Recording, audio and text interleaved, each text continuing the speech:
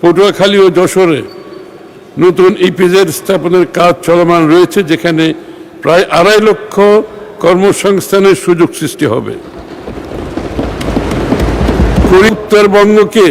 উত্তরবঙ্গ এই কর্মসূচির মাধ্যমে 25 লক্ষের অধিক কর্মসংস্থানের সুযোগ সৃষ্টি হবে। সংসদ সদস্যদের জন্য সুখবর,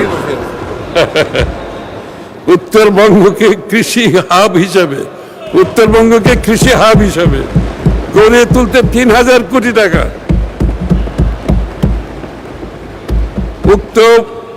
উক্ত পুনর্ভরণ স্কিম সমূহের অধীনে প্রদেয় ঋণের ক্ষেত্রে সুদের হার নমনীয় রাখার লক্ষ্যে সরকার 6% সুদ ভর্তুকি হিসাবে প্রদান করবে।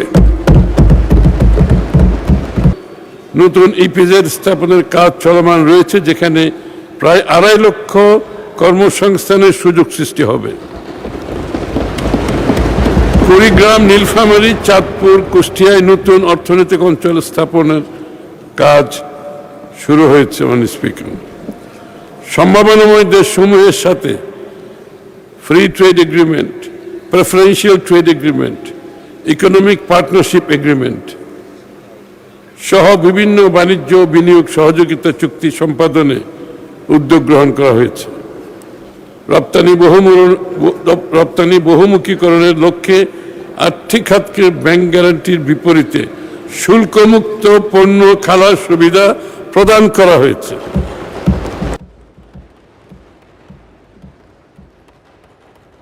আর কোনো হ্যারাসমেন্ট নাই, কোনো সমস্যা নাই, সরাসরি ওনারা আনবেন, রপ্তানি করবেন।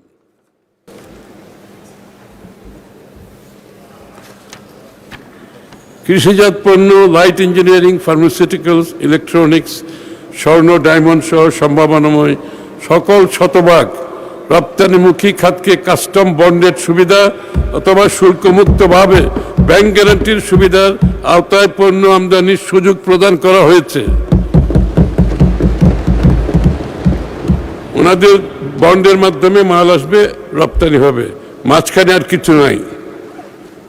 এবং জ্বালানি সাশ্রয়ী ইলেকট্রিক বাস, ট্রাক, বাইক ও স্কুটার উৎপাদনে নীতিগত সহায়তা প্রদানের উদ্যোগ নেওয়া হয়েছে।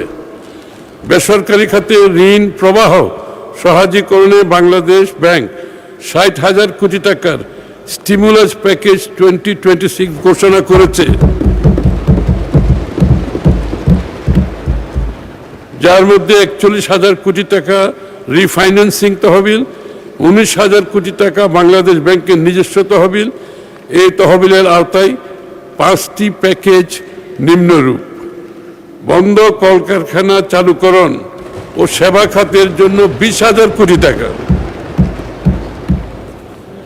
কৃষি ও গ্রামীণ অর্থনৈতিক কর্মকাণ্ডে 10,000 কোটি টাকা, সিএমএসএমই খাতে 5,000 কোটি টাকা, রপ্তানি বহুমুখীকরণে 3,000 কোটি টাকা।